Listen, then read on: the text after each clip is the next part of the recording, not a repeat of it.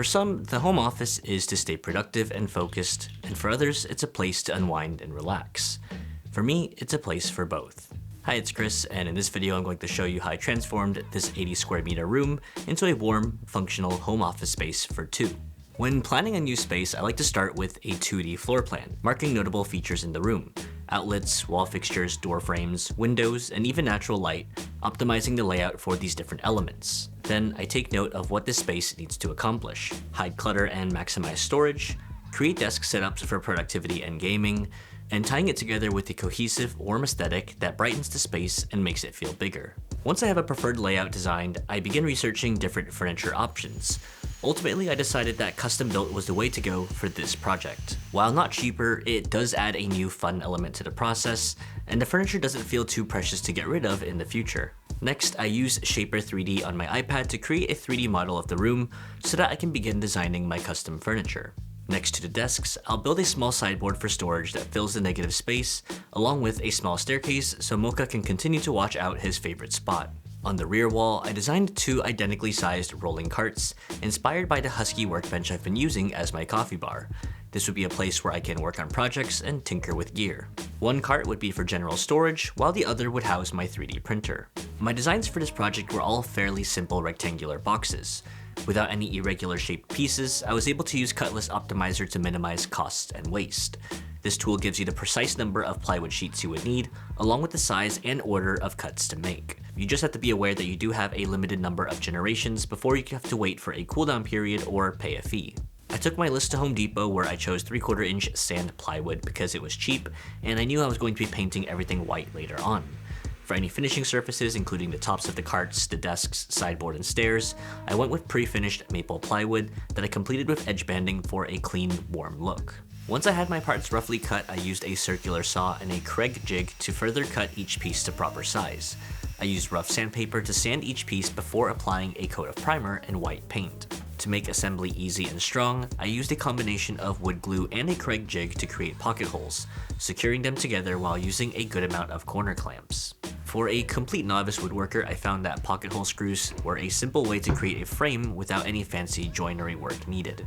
Once the main outer frame was complete, I used thin 1/8 inch wood sheets for the backing material and secured it with some nails. I left gaps on the bottom in case I wanted to add in a surge protector to charge or power any devices. On the rolling carts, I used a pegboard style piece on one and a whiteboard-like surface on the other, just for any potential future use cases. To fully complete the sideboard, I used plastic tracks that simply adhere in on the tops and bottoms.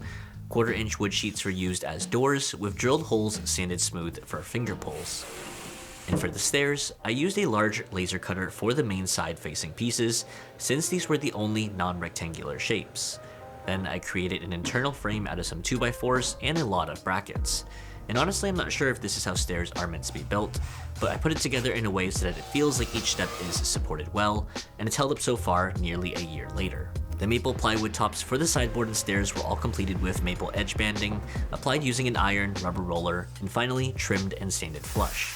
The steps were finished with clear grip tape so that Mocha can easily go up and down while still maintaining the clean appearance. Moving back to the rolling carts, I built frames out of 2x4s and secured it to the bottom of the carts, along with some lockable wheels. These provide a toe kick area, which is essential for any standing work surface. On the interior, I designed one cart for my 3D printer while the other would just be used for general storage. In the printer cart, I added in a low shelf on some drawer slides that would hold the printer itself and make it easy to access the back for any future printer maintenance. I also used 1-inch dowels and 3D printed brackets to hold spools of filament. With all my custom furniture pieces completed, it was time to turn my attention to the wall storage solution. And while I wouldn't trust my own furniture to be hung on a wall above my head, I would trust our big Swedish friend Ikea. Using Ikea's online design tools, I decided to go with the Beckett series units for individual storage above our desks, and the Ekett series for additional storage on the wall above the carts. And a pro tip here is to always check the Ikea as is section. I managed to find one of these Beckett units fully intact without any major cosmetic blemishes, saving both a lot of time and money. For the Ekett wall, I decided on 2 white cabinets sandwiching some green display cubes. Pairing green tones with the warm maple woods really helps to hone in on the cozy and earthy vibe. And finally, it was time to bring it all together.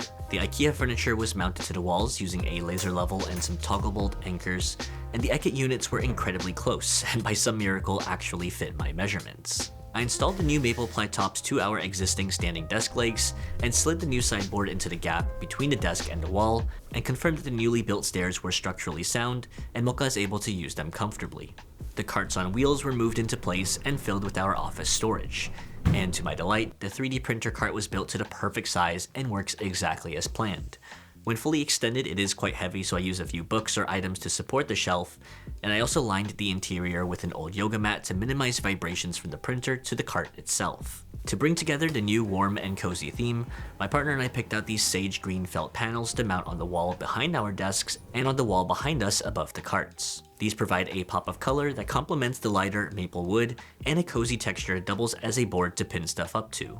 On the far right end of the wall, I 3D printed a small Ikea Scatus style pegboard to hold a few of my desk essentials within an arm's reach. And with all the furniture now complete, the new storage options installed, and the room coming together more and more, it was time to turn my attention to the final element of the room, lighting.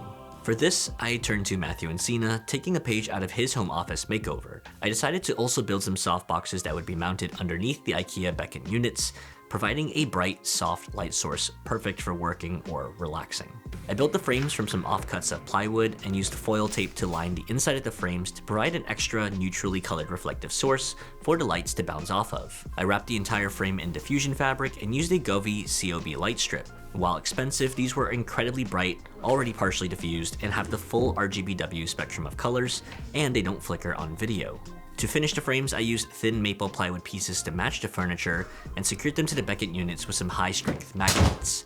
I ran the cable down in between the felt panels to mostly hide it while still making it accessible to remove. For lighting above the work carts, I reused an old set of nanoleaf panels adhered to a sheet of plywood, cut to size, and mounted underneath the etiquette units using some 3M Velcro tape. While not as pretty as the light boxes, this was a good way to reuse old tech that I've had sitting around without having to come up with another option.